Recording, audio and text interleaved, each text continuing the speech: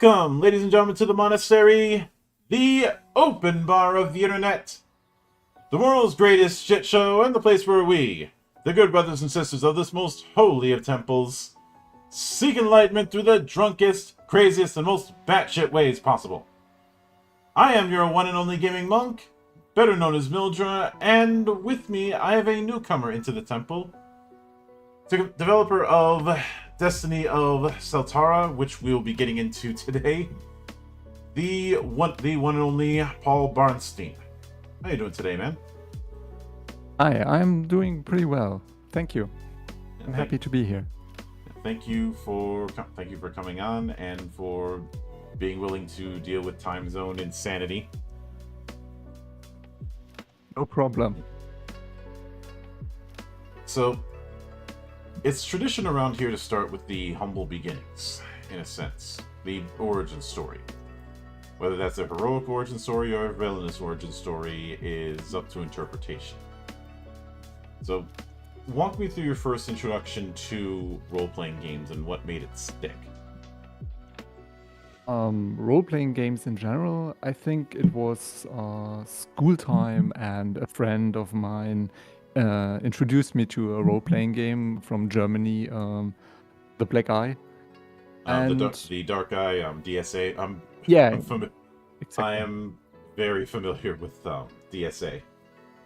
Yeah, exactly. Yeah. Das Schwarze Auge. Yeah. And it was fun. I played together with friends, and it was my introduction, and I kind of got into the whole idea of role-playing, so also computer games and reading books about the worlds of role-playing and fantasy and everything.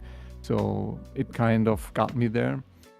And yeah, I think this was my first contact with it, and also when I realized that I enjoyed that, the playing together with other peoples and understanding rule systems, throwing dice and everything.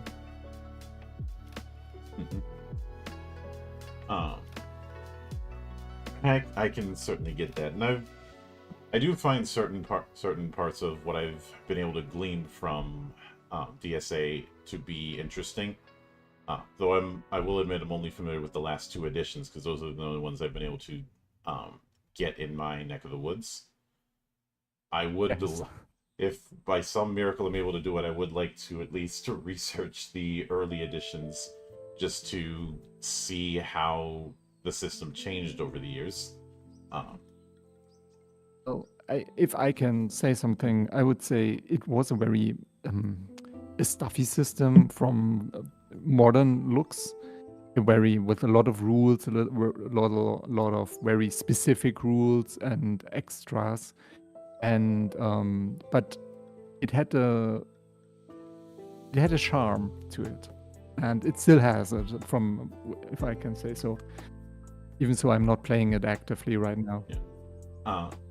Which is certainly fun. It's certainly fine there.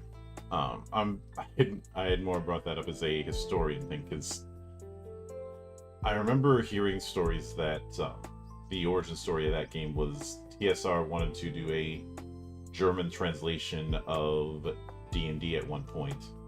Then something happened, the deal fell through, and the company that they were working with said, screw it, we'll make our own game.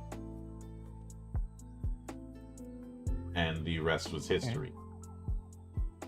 And well, given that this was given the state of things with TSR in like the mid to late 80s, I could see that being a possibility. There was a lot of chaos that was going on.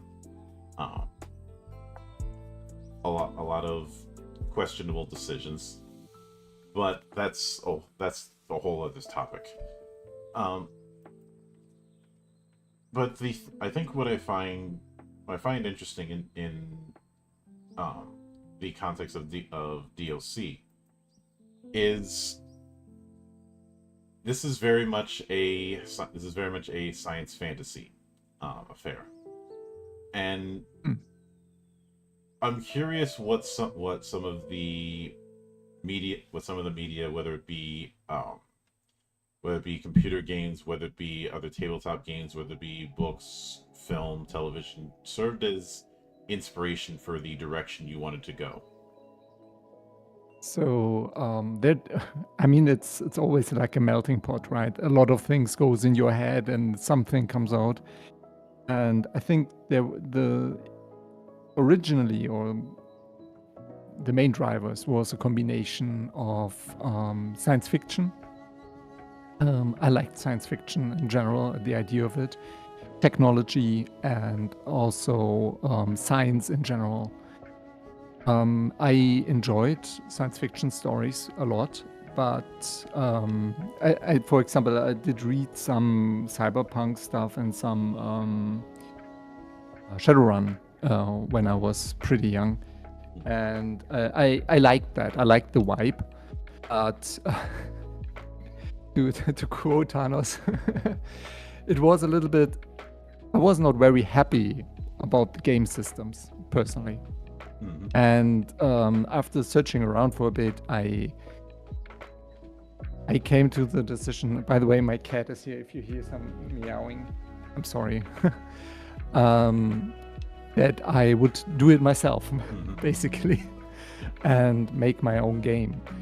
And as a starting point was I wanted a game that was deeply rooted in air quotes realism. So sorry. Basically, I wanted a game where stuff makes sense on the baseline, right? So if you get shot with a shotgun in the face, there should be an effect that is kind of like you get shot in the face with a shotgun. And like physics should work like you would expect and everything. So this was the baseline that I worked on. So it started out as a very science and science fiction heavy system and world.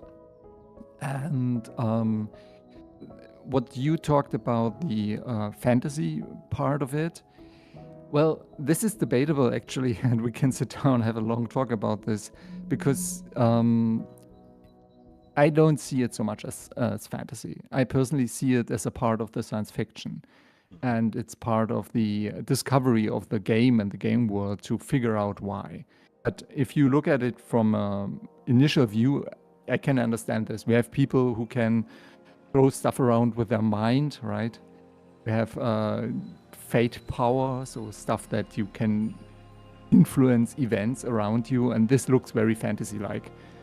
But again, with the foundation of the game, there is more to it than just meets the eye. And not all is revealed. There are hidden things, and the mystery is also a part of the idea of the game. So there are many layers of mystery and knowledge to be found. So different groups and peoples have different levels of understanding what is going on with the world, what is the real truth of the world. And it's part of the journey in the game to start to understand this and learn what is beneath. Yeah, and when it comes to the SF and fantasy relationship, I will admit I'm well aware that it's not always clear cut, especially when you're leaning into some of the early entries in science fiction where the line can be a bit blurry, like with pulp stuff. Yeah. But I personally, you ask what influenced me from. If we want to bring out one of the big ones, it would definitely be Dune. So I did read Dune as a I don't know, I was 13, 14 or something like this for the first time, and it had a strong effect on me. And I did reread it again over the years, and it's a very interesting experience. So this kind of idea of that science can sometimes be so strange and so different that you cannot actually find out or can tell if it's science or is it magic, like Harry Pratchett told us. Yeah, although the Discworld universe could be the earliest example of a crack pick. that's a whole other story. Um, Now, with that in mind, um, I've seen some games where somebody ended up creating a setting and then ended up creating the rule set, or the opposite happens where somebody ends up creating the rule set around a particular um, concept rather than a setting, and then builds the rules around that. And the setting comes after the fact. It's a kind of chicken and egg Mhm. situation. Yeah, With definitely. with that, was it a case where you ended up making the world of DLC first and then started making the rules around it, or did you make rules about doing a game in a particular type of vibe and the world came second? This is like the chicken and egg problem a little bit, as you said. I would say the world first, and the the rule set had to fit the world. And as I said, I had a very strong idea what I wanted, how it should feel like, how it should make you feel when you play it, right? That you really have the experience, and that the rule system reflects that, right?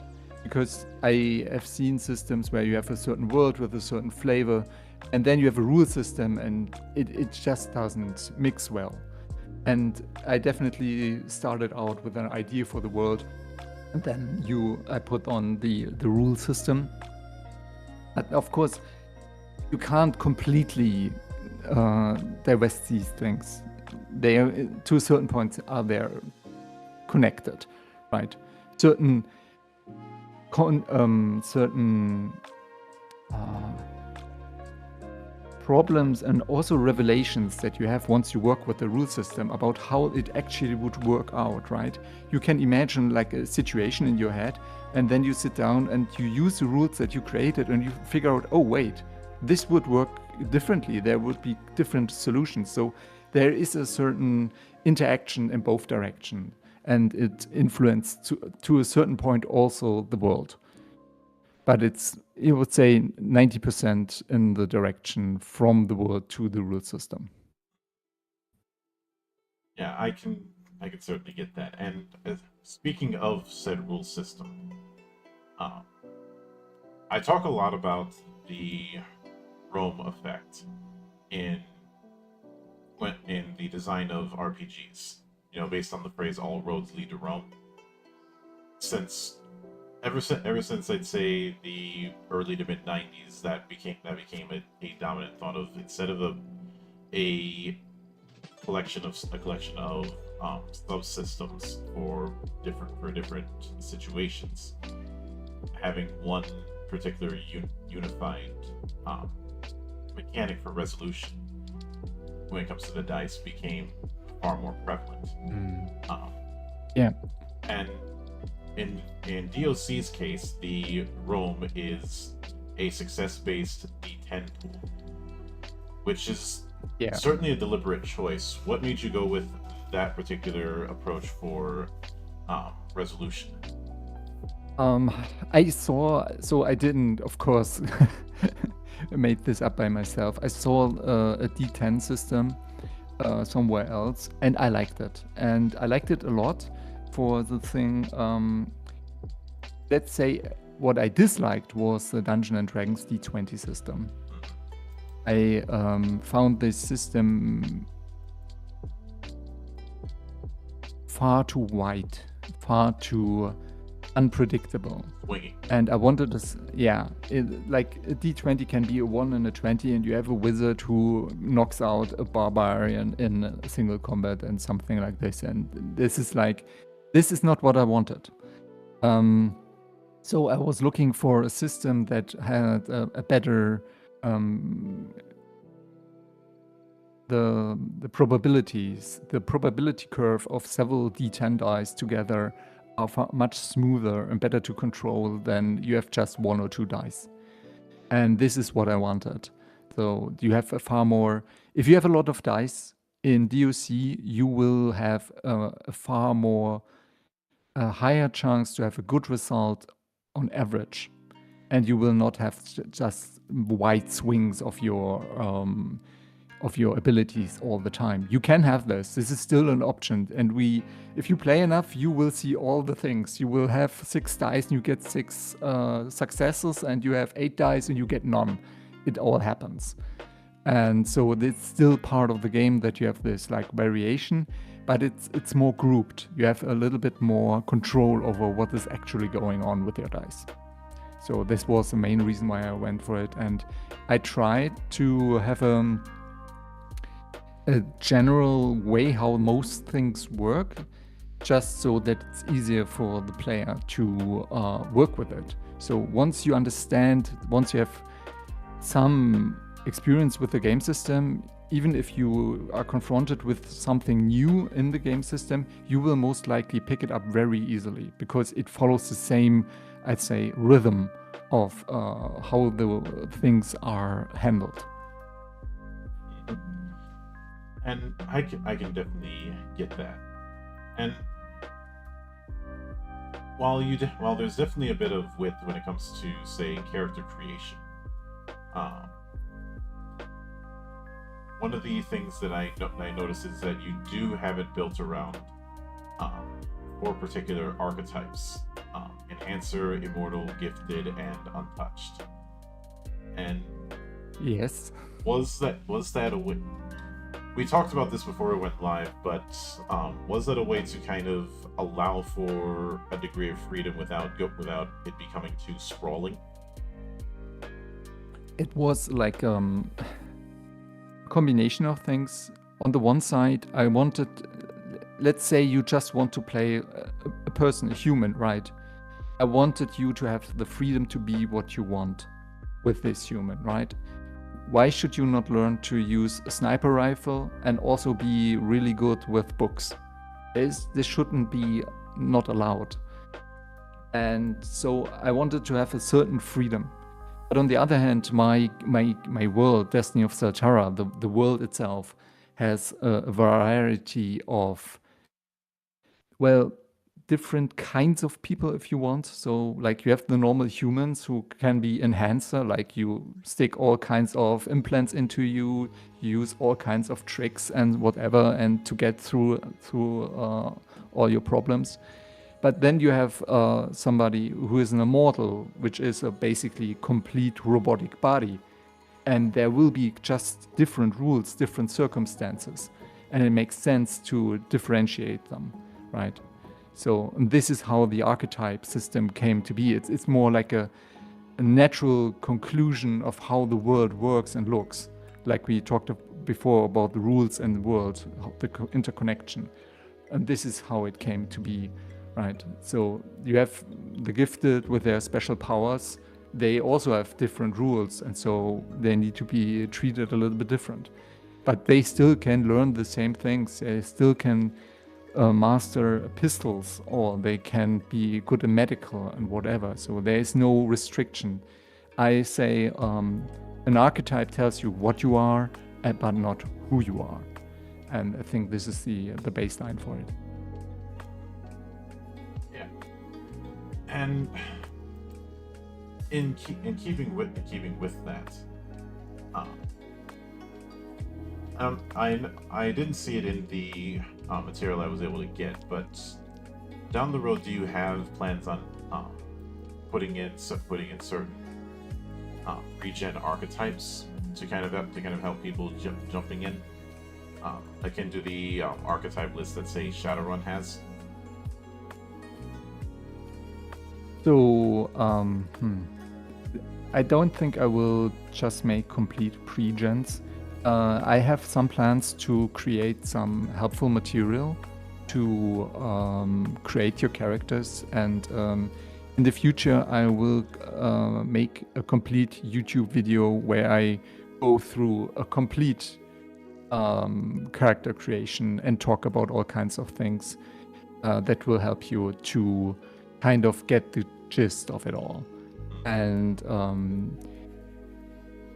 the idea to have like completely pre-made characters or very tightly already prepared characters I can see this if I sit down and make eventually something like a pure starter kind of set or starter mission or adventure.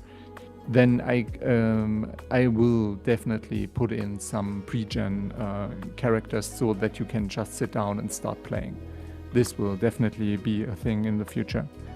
Yes. Yeah, I can get that.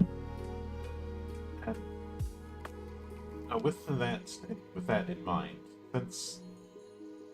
since fate is a major part of the system and the setting, what prompted the idea of using fate as this both this resource and effect within things like fate weaving and the like? Yeah, so fate is, it's not just a game mechanics, not just something on your character sheet that helps you to get through combat or anything. Fate is a very important part of the world of Celtara. It is a very real thing in Celtara that influences nearly everything that happens in some way. And what prompted it? Well, let's just say, as I mentioned before, there are many layers to Destiny of Celtara, to the world, and there are secrets, and some are buried in today's knowledge, some in the history of the world, and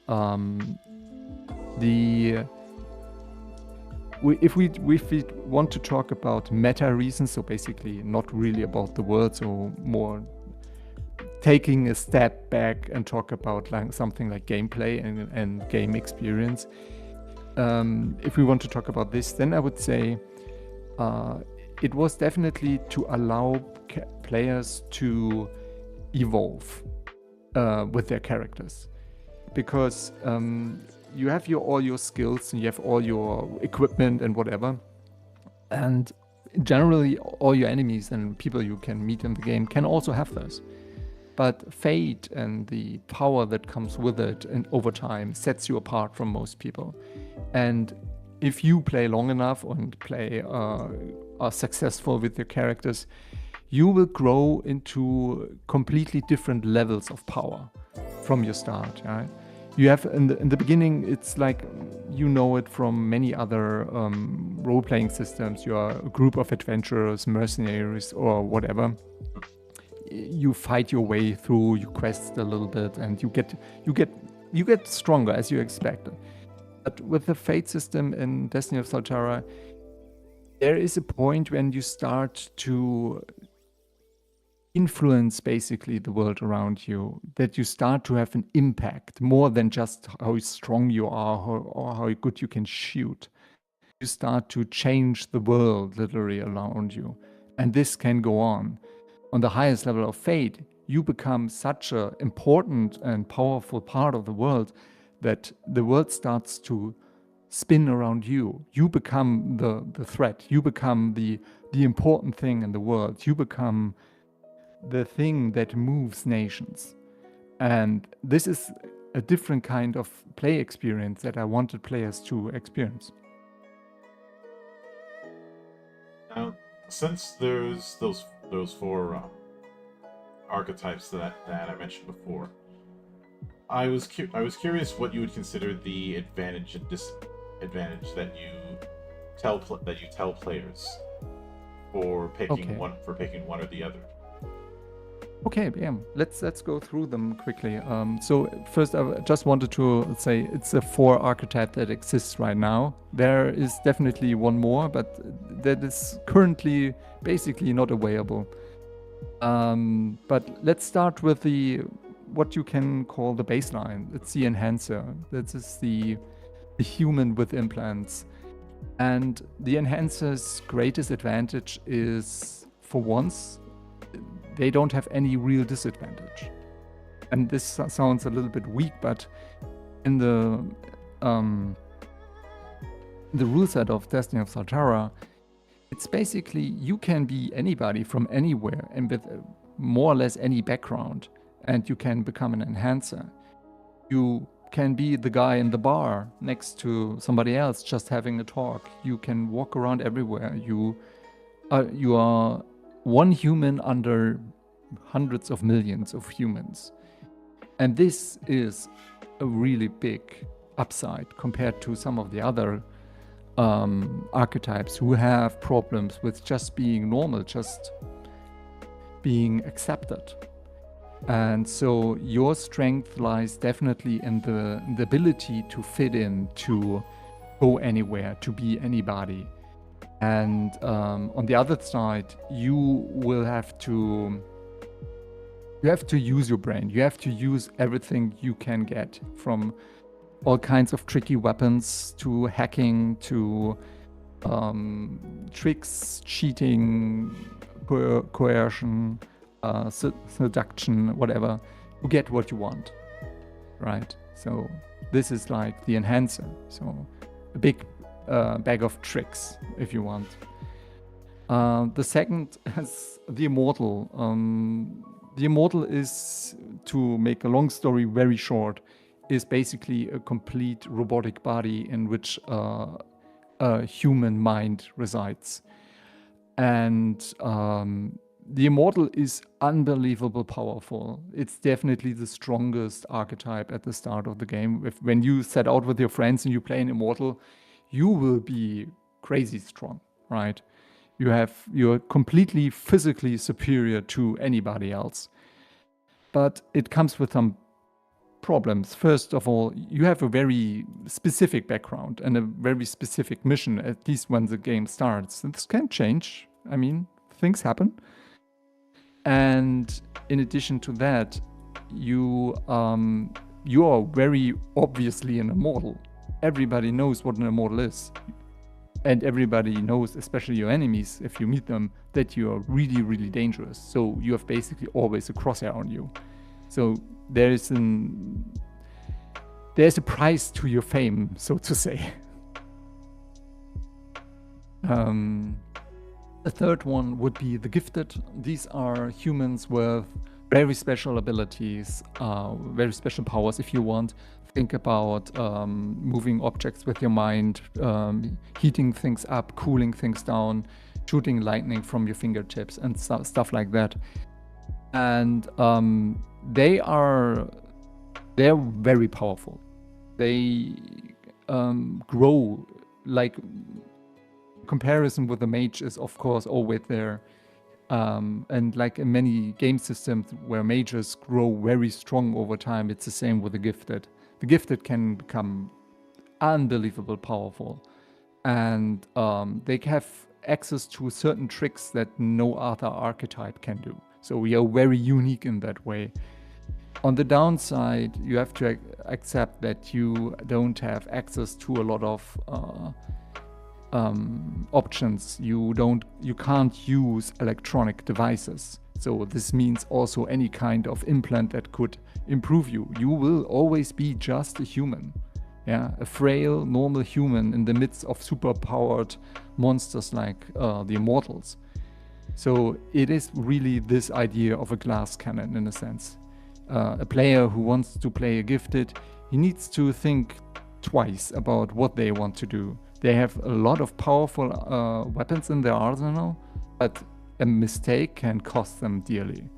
So that's for people who like to dance on the edge a little bit. Okay. And then the Untouched. The Untouched is definitely, I would call it an advanced archetype. It's not something I would advise people to play in their first game.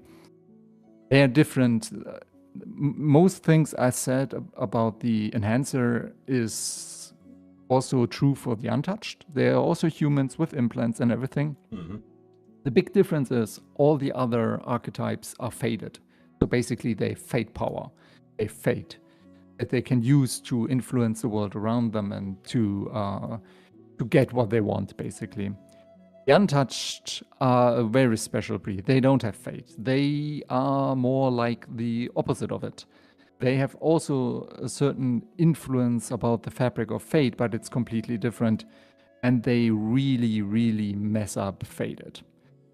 And but it's very difficult to play, especially if you don't know the game system yet, where the strengths and weaknesses are, how dangerous is a certain situation, etc., etc.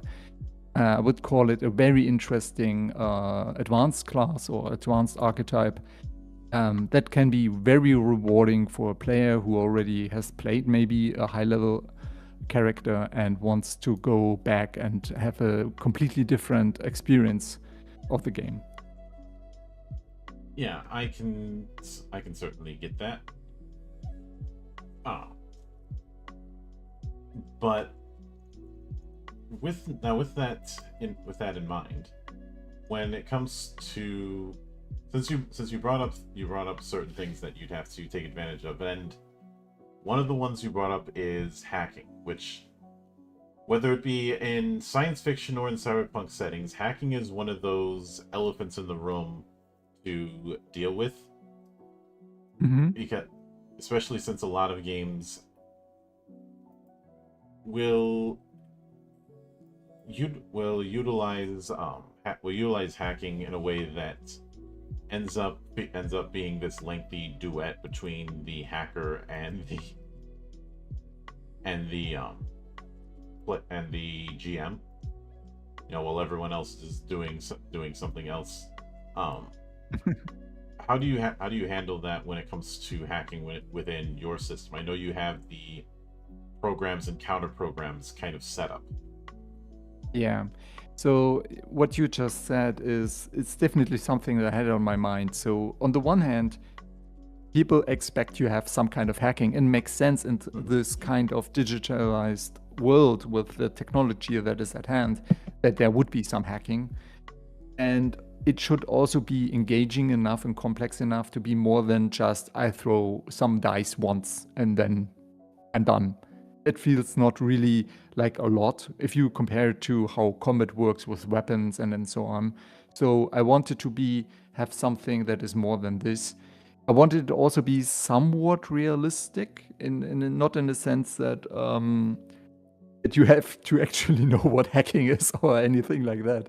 So more like the way you engage with the hacking, it should be more realistic. So that you have to get access to a system, then you have certain programs that can do certain things and can help you or overcome certain defenses in a system, and so that there is some engagement there. On the other hand, as you said, I don't want it to be too time consuming. So it comes down to kind of a little bit of like a mini game, if you want. And depending how difficult and complex the system is you're working with, it can be over in a few seconds or can take a little bit longer. Yeah. But it is, I would say, still nothing that is too time consuming or too much boredom for the rest of the players. Yeah, and when I brought up the concept of the duet issue, I've seen some people try and argue, well, just have more than one hacker on the party. Except that's not how people are going to compose their parties, even if you're dealing with a game that isn't using classes. Yeah. You're completely right. From my personal experience, so when I saw people, when I had test games and games with people and said, just do what you want, so tell me what kind of character you want to play. And it turned out we never had the case that there were two players who said we want to more or less do the same thing. There was always something like, I want to do this kind of stuff, and with the width and opportunities you have and the skill system in Destiny of Celtara, you can easily have 4 or 5 players and everybody does something else. So having 2 in the party is like, it could happen, you can, but I don't blame people for having that approach, because you look at various forms of fiction that have some sort of ensemble team, and it works the same way. Uh, Yeah. you have. I often bring up the 2001 version of Ocean's 11.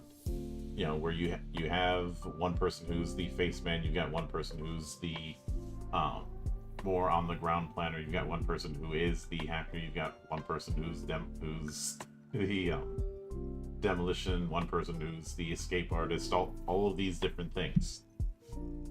And it's not like adapting that would be in a class-based system. That's just how people are gonna operate. If somebody, I think it. Yeah, from my point of view, it's a question of problem solving, right? You have certain obstacles and problems that you might face, and then you want to have a solution. Somebody should have a solution if the problem arises. The most obvious thing is like you get shot in the face. It would be really good if somebody is around who knows about medical procedure, right, to save your life. And so somebody most likely will say, okay, then I will pick up some medical stuff and so on. So definitely. oh yeah. Now, with that in mind, you mentioned before the whole thing of the players as adventurers or mercenaries. When doing adventures, when doing sessions, what would you say is the most common premise point that you use for people's characters as far as what they are? And by what I mean by premise point is some games will have a certain inbuilt assumption of what the player characters are on some level, even though there's a lot of ways that can be interpreted. Yeah. And something like and just use Shadowrun as an example. You have the whole Shadowrunners who take jobs from Corpse through a representative, a Mr. Johnson, and that's one of the initial premises. What sort of similar things would you say you use when running adventures? So first, something I realized only later is because I actually never looked at this specific topic from this angle before. Before a player brought more or less this question to me and was like, so how do we start, or what are we? And I said, well, you can be whoever you want to be. Like, you decide what your story is, right? So the DOC is a system that defines a whole world. It is not just a very narrow system that allows you to play a certain type of character. It tries to allow you any kind of character that the world more or less can offer. And so you can start wherever you want, however you want, and see what happens. But from my personal experience, I would say the mercenary start is definitely the absolute top runner right now. So basically, you are a mercenary in this world, and there is a very wide and strong mercenary system in the world for historical reasons. And so you take jobs in the beginning. You are really down there and start to work your way up and try to survive, make money, get famous, get powerful, and so on. So I would say that is the most often chosen solution or starting point. But you can start as a henchman of a criminal organization. You can start as a cleaner of a company. You can start out as a normal person on an island, and then something goes really, really wrong, and you have to survive and find a new way, a new path in life. So it can be all kinds of things. Mm-hmm. I can get that. Which brings me to what the future holds regarding DOC. What would you say are some of the things you've got planned for the coming weeks or months, as far as either expanding or refining the system? Well, currently have taken a step back from active work on the system because the state right now is that the game works. It is a complete system with more or less everything is there what you need to play. And I actually want people to experience as it is right now. This doesn't mean I'm not going to work anymore on it. This is not like abandonware or anything like this. The very opposite. I'm currently have some other projects I'm working on, and long term there's a lot planned. For once, I always try to improve the game system, the rules, and so on. I have always an eye on any kind of problems when they come up and say, okay, this doesn't work or this should work differently. Feedback from players was always nice and helped me to make the game better. And so I have still in my mind some areas of the game where I say, okay, I actually want to make this better. I want to make this more fluid or something like this. But there are definitely also very story-driven changes that I want to bring in. Like there is right now when you play the game, there's this like a starting point, hour zero if you want. It's like 150 years after the Sundering. This is where your game experience starts. And eventually I want to start to move the clock forward. So in the long term, if I can make it, I intend to have story events that change the political and power system on the world. Big things will happen. There will be definitely a fifth archetype that will come into play. That will